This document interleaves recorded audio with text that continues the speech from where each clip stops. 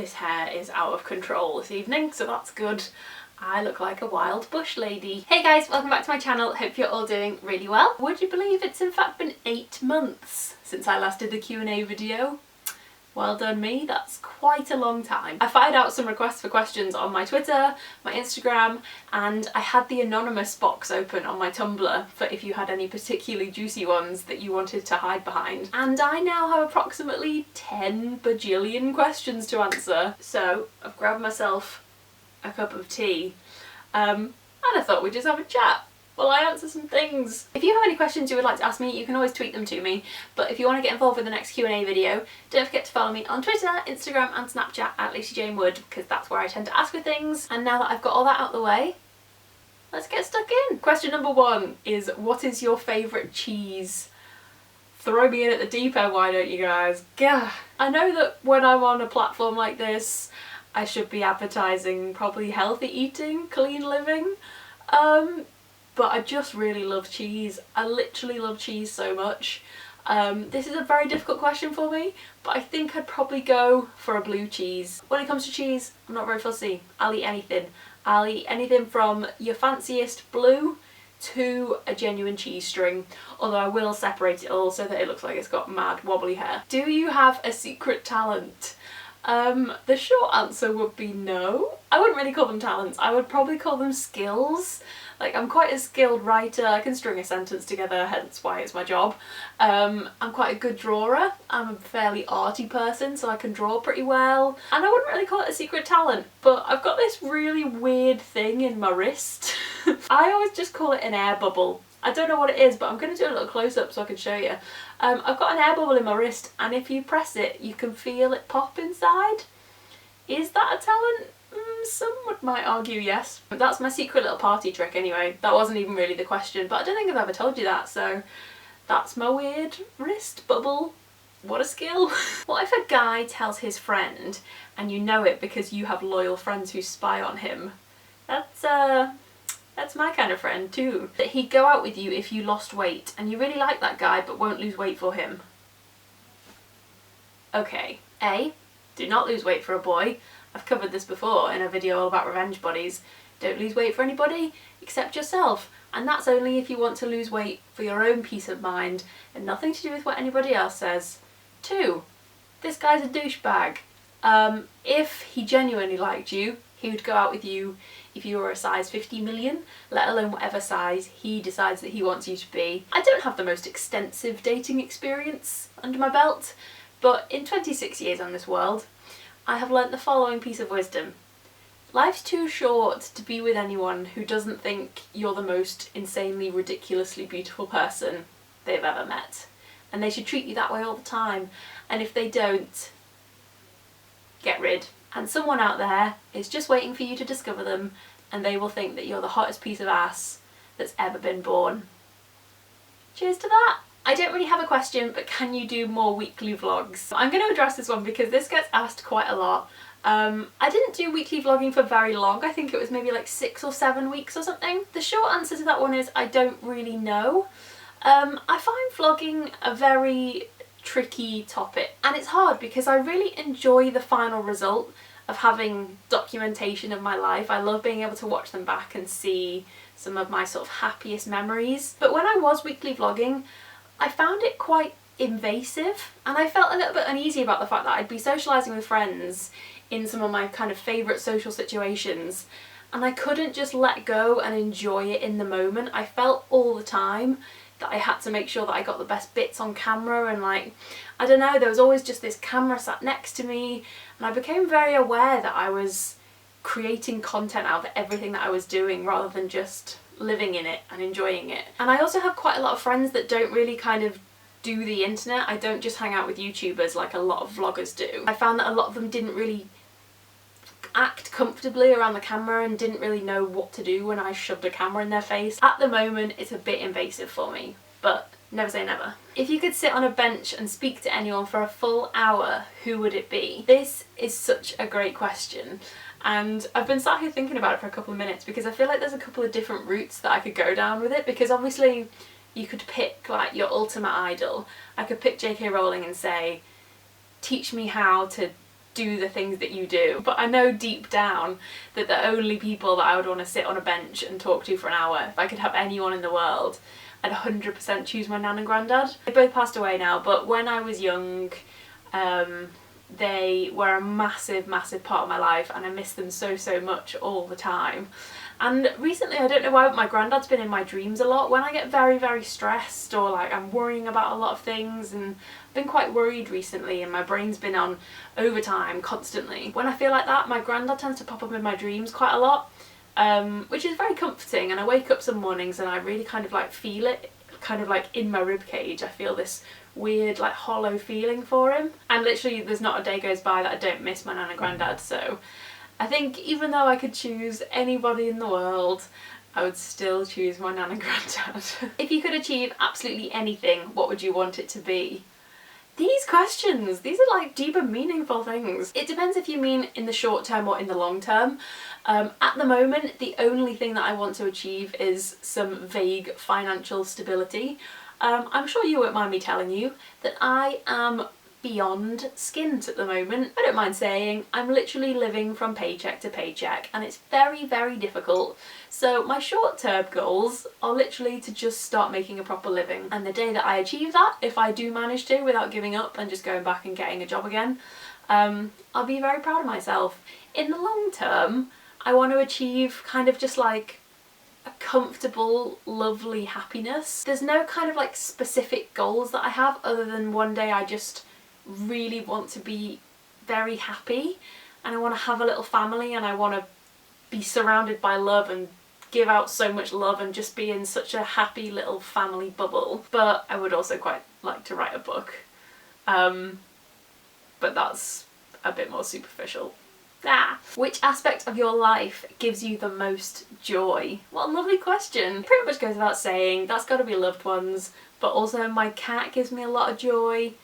Food gives me a lot of joy. Sunny days when I'm not really doing anything other than sitting in a park and having a bev, that gives me a lot of joy. There's a lot of stuff that gives me joy. I'm a pretty happy person. I can find joy in most things, really.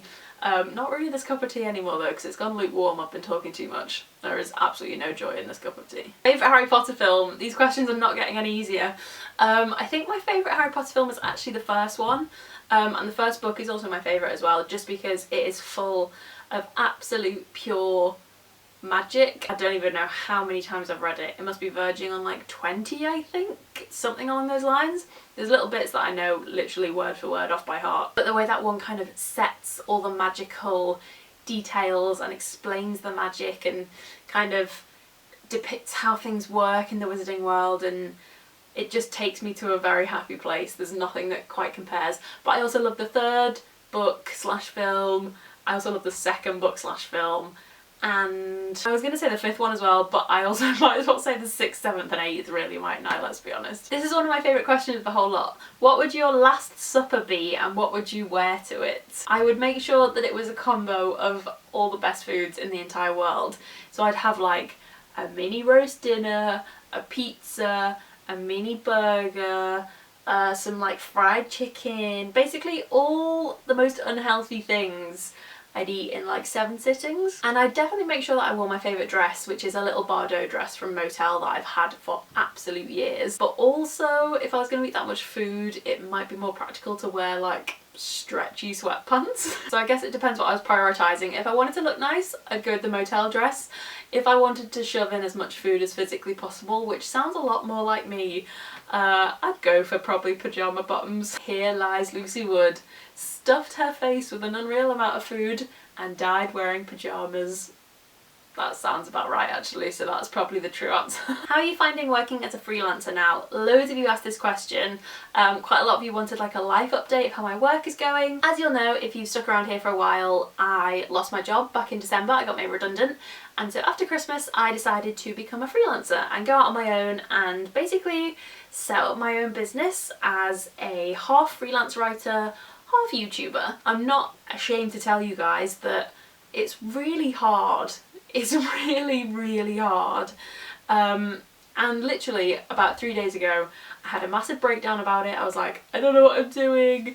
What am I doing? I've got no money. Like, honestly, if you asked me to send you £15 right now, I couldn't do it. Like, I've got nothing in my bank account, and that's, like, it's horrible to say, but I'm not embarrassed to say it because I'm working really hard, and at the moment I go from paycheck, pay my rent, I'm left with nothing, to another paycheck, pay some more bills, I'm left with nothing. And even though it feels like I'm working hard all the time, I'm still not accumulating enough money to stop building anything up kind of in the background, if you know what I mean. Like, I literally earn enough to pay my bills and that's it.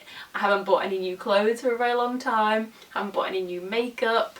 Any kind of spare pounds that I do have goes on socialising so that I can have some kind of vague life. And I've had a lot of times where I've just wanted to say, you know, screw this, I'm just gonna go and get a job, like this isn't worth it. But then I enjoy what I do so much that I will then wake up the next day and say, hang on, like, I don't mind I don't mind scrimping all my pennies together because I look forward to doing my work every day. Luckily I've kind of gathered up enough work so that I can pay my rent and keep living in my flat. But I'm not living comfortably, and that's all I want to be able to do. I don't want to splash out on designer bags or go on holidays or anything. I just want to be able to live comfortably. I want to be able to go to the pub and buy all my friends around and not have to worry about my card getting declined. But like I said, I don't mind being honest. Like, I've been working on my own business for 4 months now. It's going in the right direction. It's very slow and steady. It is on a very gradual incline, which I guess is a good thing. But it's just very hard because you see everybody else around you sort of doing amazingly successfully well on social media and in YouTube and things like that, and you think, hang on, what am I doing wrong here? Does everybody just really hate me? And I guess that's just the reality of starting to work for yourself. Like, I'm not gonna suddenly start making a decent living straight away. Like, it's a slow process. So I don't know, we'll see how it goes. We'll see when it gets to the point where I can't afford to eat anymore, and then I might have to rethink things. But at the moment, I'm surviving, and that's fine, that'll do. What do you miss most about home, and would you ever move back there? Oh, I've just spilt my tea everywhere. Bloody hell. What do you miss most about home, and would you ever move back there? So if you don't know, home is the Wirral near Liverpool, and I have to say, I don't think I would move back there. I love going back there to see my mum and my family and a couple of friends that I still have that live there. But after about kind of 5 or 6 days, I do start to get the itch for London again. And the Wirral is quite a quiet little bubble of a place. And while it is lovely, and there is actually quite a lot to do if you kind of think outside the box, there's just not really a lot for me there anymore. The only reason I stayed there so long a few years ago was that my parents were living abroad, so there was kind of like an empty house to live in, for one thing.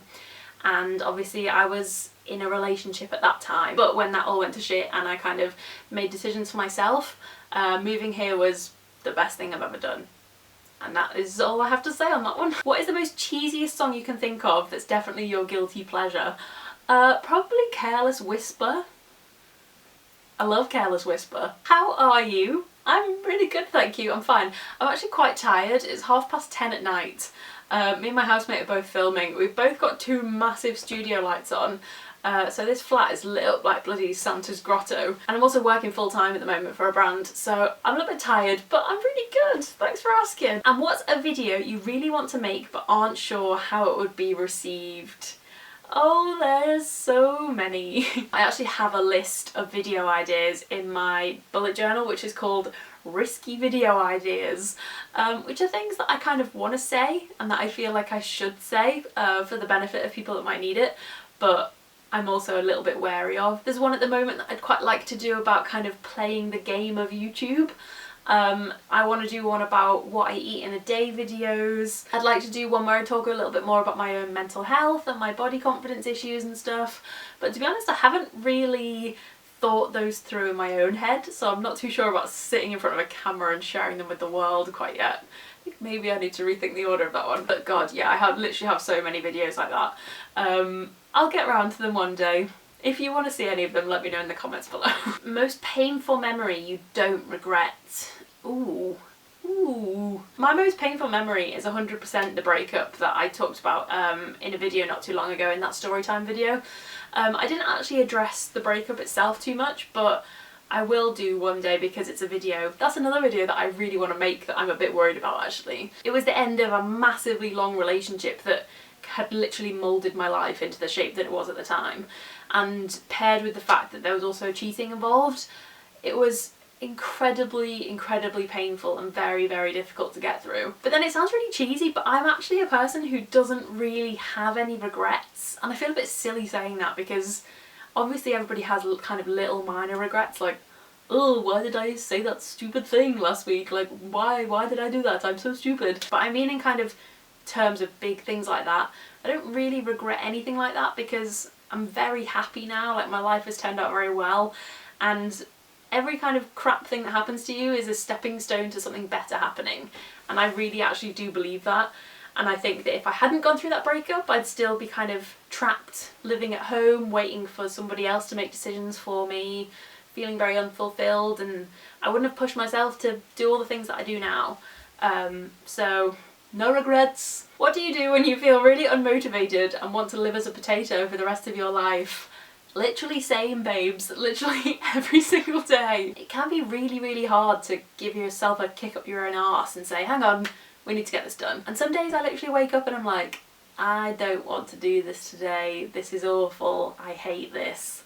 The potato life is the one for me. I think that sometimes it's important to acknowledge those feelings and to give yourself a break if you are pushing yourself too hard. But if you're just being lazy, it's very important to kind of acknowledge the fact that you are being too lazy. To-do lists, drink lots of water, tie your hair up, put your glasses on, get on with it. And you can replay that little bit of video there every time that you feel like you can't bother to do something. Just have me telling you to get it done. Best memory and worst regret from your university years. My best memory from university is pretty much every time to do with Sarah. That's my housemate who I live with now. She is my one and only friend that has lasted the course of 3 years since university. My worst regret from university is just not doing enough with it.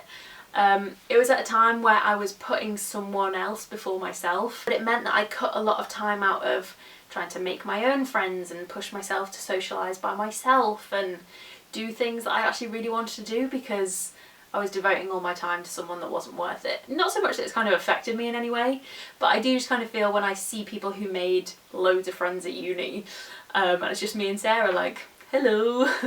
I do kind of feel like I could have pushed myself a little bit more with kind of things like that, but you live and learn. Advice for someone going through a shitty breakup. Man, I think it's important to not rush yourself into healing over anything that you're not ready to heal from. This is probably going to sound really stupid, but I remember when I was at very rock bottom with mine, and I mean literally so far down the well that I could not see the light above.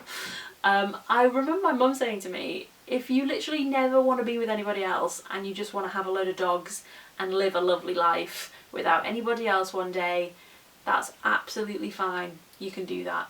And I think that's quite a comforting thought. Part of the pain and the anguish that you go through is that you can't imagine feeling that way about anybody else ever again. And you can't imagine opening yourself up like that. And if you kind of remember that actually you don't have to do that ever if you don't want to, it stops you from rushing yourself into feeling like you need to build that kind of trust up again. Because if you don't want to, you don't have to. Take the time to look after yourself, get away if you can. Find someone who's gone through it and who actually understands. I found that divorced women really knew where I was coming from and I absolutely promise that you will be okay if you allow yourself the time that you need. Would you like to get any pets in the future? This is the easiest question of all. Yes, I want all the pets. I'm a crazy dog lady. I have started this like really bad habit of like audibly gasping when I see a cute dog. I also really love cats. I'm gonna have so many pets. Literally so many pets. Favourite Netflix shows? This is a nice and easy one. I love Pretty Little Liars. I have no bloody idea what's going on at the moment, but I still love it. RuPaul's Drag Race is one of my ultimate faves of all time ever. I love it so much.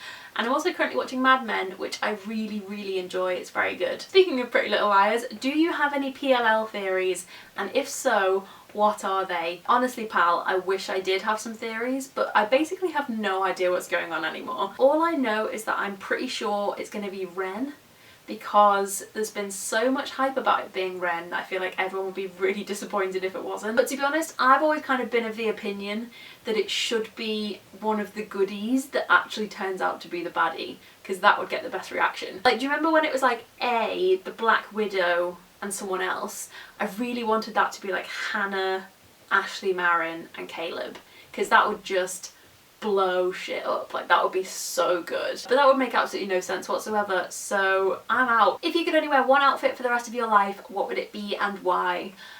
You asked that like it's a mysterious question, but I can tell you that it would be black jeans and a t-shirt, because that is all I wear every day for my entire life anyway. What's the best advice you could give to people with self-confidence issues? You're asking the wrong girl. I'm 26 years old. I am a fully grown woman and I still really struggle with self-confidence issues massively. I think having a YouTube channel has really helped, if that's something that you can do. And I think that these things do actually get better with age, which sounds like a massive cliche, but I do feel like in the past couple of years, for one reason or another, my self-confidence has improved. It's a really hard thing to dish out advice for, because I feel like it's so different for every single person individually. But I think just surround yourself with people who make you feel good about yourself is a massive key factor. If you're kind of dating someone who makes you feel less worthy, or you surround yourself with friends who are kind of like a toxic friendship that maybe leave you out of things or make you wonder why you're not good enough, that kind of thing, that can be really detrimental for your self-confidence. Whereas if you surround yourself with people who kind of give you positive vibes and make you feel good about yourself and big you up when good things happen and celebrate your successes, I think that makes a big difference with self-confidence. So I think if you are struggling, maybe kind of look outwards from yourself a little bit, stop questioning yourself so much, and maybe have a little think about who you're surrounding yourself with and how they might be affecting you a little bit. That was actually quite good advice. Whoa! Last but not least, this is a good one to end on. What's your favourite thing about the audience you've collated? It always seems to me so much more supportive and friendly than the average YouTube audience. I agree. You're all pretty swell. The support that you guys provide is something that I can't really compare to anything else. Like, obviously I have really good friends and I have a very loving family and a great boyfriend, but the support that I get from you guys is like another level, because I feel like we're all very similar. I think obviously YouTubers tend to attract people that they relate to, and I think because maybe I speak about things in a slightly different, more open way than a lot of YouTubers do, it also means that you guys open up to me in a very sort of friendly, honest, genuine way. And when I am kind of feeling crap about myself or I'm struggling, if I tell you guys that I'm having maybe like a really bad mental health day, or that I'm struggling to find my confidence or anything like that, the feedback that I get from you guys is unreal. Like, it's unbelievable. It makes my heart feel all warm and fuzzy, and I'm very grateful for it. And on that note, I'm gonna have to wrap this up because this is gonna be the longest video of all time. I hope you had a cup of tea for this one, because whew, that was quite the ride. There are literally so many questions left here which I could have answered. You asked some amazing stuff. So I think maybe I might do a part 2 to this. Give this video a thumbs up or let me know in the comments if you would like to see a part 2. Thanks so much for watching, guys. I hope you enjoyed the video. If you got involved with these questions, thank you so much for sending in your cues. Let's have a chat in the comments below. Don't forget you can follow me on Twitter, Instagram and Snapchat at Lucy Jane Wood. That's also where to head if you want to get involved with the next Q&A too. Please do hit the subscribe button if you are new, and don't forget to ding the bell to turn on notifications. And I'll see you guys very soon with another video. Bye!